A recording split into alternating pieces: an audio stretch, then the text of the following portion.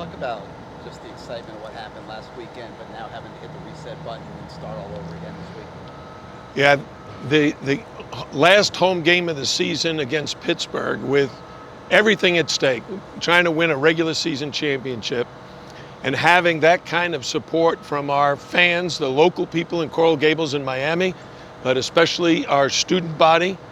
Category 5 did a great job all season long of having the students come and cheer for us from start to finish. And I know my players and coaches love that, and I know I do too. Winning the game and then cutting down the nets and having everybody out on the court, I told my players that's a memory that will last a lifetime. You don't get to experience that every year. It's very seldom that you might win a championship, but maybe it's on the road. Oh, so it took us 10 years to do that again. I hope it doesn't take us another 10. But we're very excited where we are. But as everybody knows, and I've told the players, the ACC tournament now is a sprint. Everybody's got the same record. We're all 0-0. And the message is win in advance, lose and go home. So we got to be at our best every single day. How do you guys prepare, without knowing your opponent until like Wednesday afternoon? Well, today we just practiced like a normal practice in the preseason.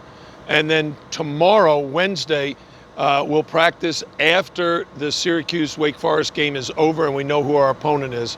And we'll do the best we can of having that one-day prep because the game is at noon and we can't do anything that morning. Jim, can you talk about how the perception, I know you don't care about perceptions, but how the perception of this program has changed? Not only the fact that so many fans are showing up, but the awards that your players are winning, the attention you're getting in the media, nationally especially. How has it changed? Well, I care about perceptions. I want everybody to look at our program and think we're a great role model for how a NCAA Division I ACC program should be run. So perception is reality. I think our players represent us so well. Anybody who engages with them from the media always raves about them afterwards. And everybody loves a winner. And our success has led to our players enjoying success in being recognized with Norshad Omir being second team All-League, Jordan Miller Norshad Omir being third team All-League, Jordan Miller being second team All-League, Isaiah not only being first team All-League, but ACC Player of the Year. That's very, very special. I want to ask you also just one follow-up. How does this, you've done this before, you've gone to the ACC tournaments and you've been to Sweet 16, Elite 8. Does this one feel a little different kind of special because of what you went through before and how this team had really fallen and where you've come to now in 2 years? Yeah, I liked it better when we were getting sellout crowds every game. And we did that for 3 straight years. And then we had 3 years where we were not getting sellout crowds. But we're back, we're doing very, very well, and we want this to continue. We want to be one of those teams that the basketball tradition is as good as anybody in the country. If I remember right from last year, the team had limited postseason experience. Only I think maybe 1 or 2 guys had ever been to the tournament. This year, obviously, everyone who comes back has last year, in the back of their mind and everything. How does their mentality entering postseason play this year compare to maybe how it was last year? I don't really compare things. The media does. They're always asking me to compare it to last year. But we have 6 new players. That's half our team. Right. So these guys are going through it for the first time at Miami. And what we explain to them is every team that we will face, whether it's in the ACC tournament or in the NCAA tournament, is really good. There are no weak games. There's no cupcakes or anything like that.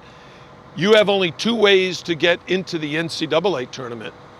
The first is you win your conference tournament, so you're your conference champion. The second is you're actually selected as an at-large team, meaning you've already proved that you're really one of the top teams in the country. So all 68 teams that are going to participate are going to be terrific teams. Every game is win and advance, lose and go home. You've got to be ready for every opponent. Jim, having said that, going into this tournament as the top dog, what does that do for you moving forward?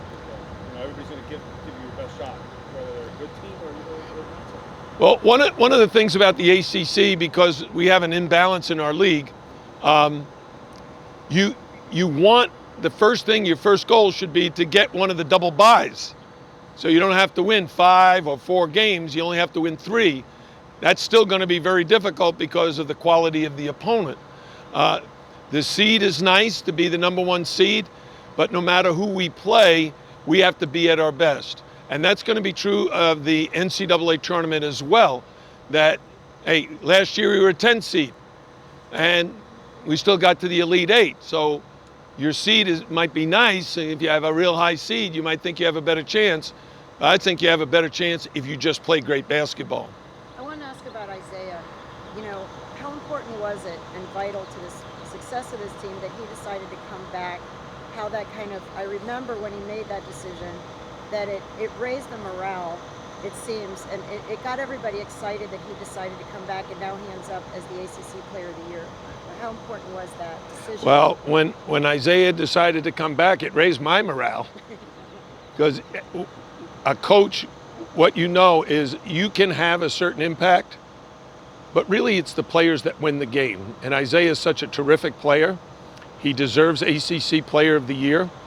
And he's so much fun to be around.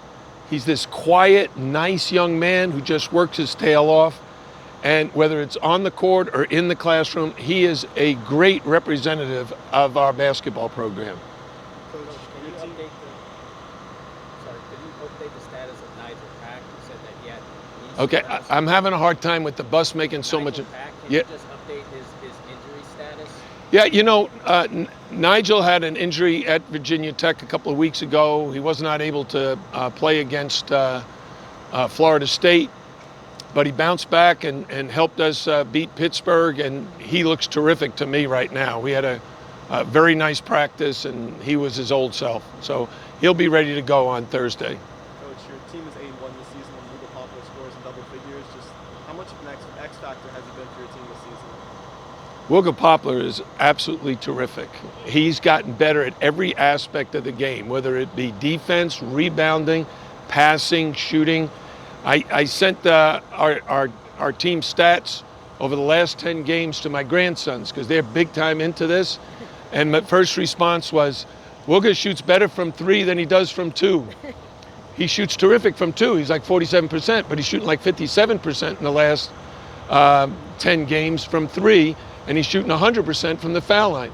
So he's had a sensational sophomore campaign, and he's only going to get better. He's just scratching the surface.